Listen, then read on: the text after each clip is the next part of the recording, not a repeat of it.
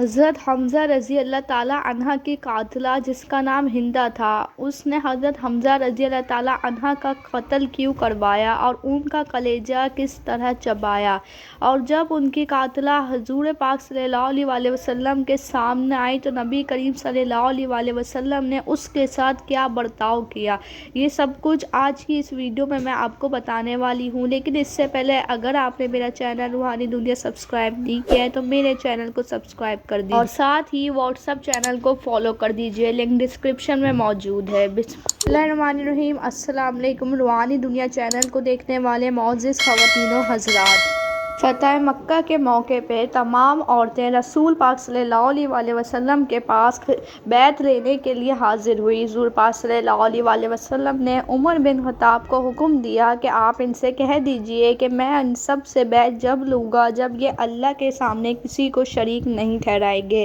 اور صرف اللہ کو ہی اپنا رب مانیں گے، اور ان کے مقابلے میں کسی کو بھی اپنا پروردگار تسلیم نہیں کریں گے۔ ان تمام عورتوں میں وہ ہندا عورت بھی شامل تھی جس نے حضور پاک صلی اللہ علیہ وسلم کے سگے چچا کا قتل کروایا تھا۔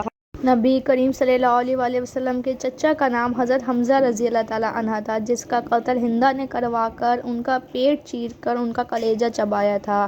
ان عورتوں میں جب ہندا نے حضور پاک صلی اللہ علیہ وسلم کا حکم سنا تو وہ سوچنے لگی کہ اگر میں نے اپنی آواز نکالی تو نبی کریم صلی اللہ علیہ وسلم مجھے پہچان لیں گے اور ممکن یہ بھی ہے کہ وہ میرے قتل کا حکم دے دے۔ اس ڈر کے مارے وہ ہندا عورتوں کے بیچ میں کافی دیر تک خاموش رہی، لیکن پھر کچھ دیر بعد بولی کہ ٹھیک ہے نبی کریم، جیسے کہ حکم اور مردوں کو بھی شرک کرنے کا نہیں دیا گیا تو ہم عورتوں کو بھی منع کیا جائے۔ نبی کریم صلی اللہ علیہ وسلم نے اس عورت کی آواز تو سن لیا اور وہ پہچان گئے، لیکن کچھ نہیں بولے۔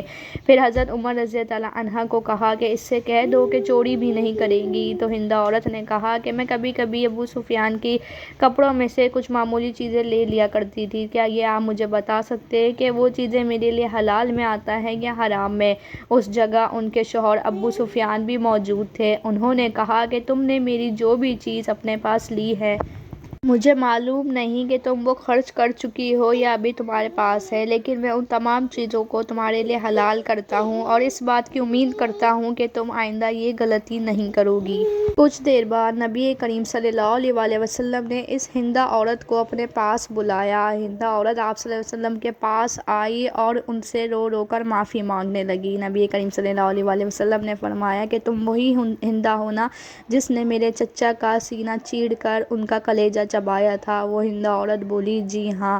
تو نبی کریم صلی اللہ علیہ وسلم نے انہیں مسکرا کر معاف کر دیا اور کچھ بھی نہیں کہا۔ وہ ہندا عورت نبی کریم صلی اللہ علیہ وسلم کی عادت دیکھ کر حیران ہو گئی اور کہنے لگی نبی کریم، میں سمجھ رہی تھی کہ آپ میرا قتل کروا دیں گے اور قتل کرنے کا حکم دینے کے بعد کبھی بھی مجھ کو معاف نہیں کریں گے، لیکن آپ صلی اللہ علیہ وسلم نے اس ہندا عورت کو کچھ بھی نہ کہا۔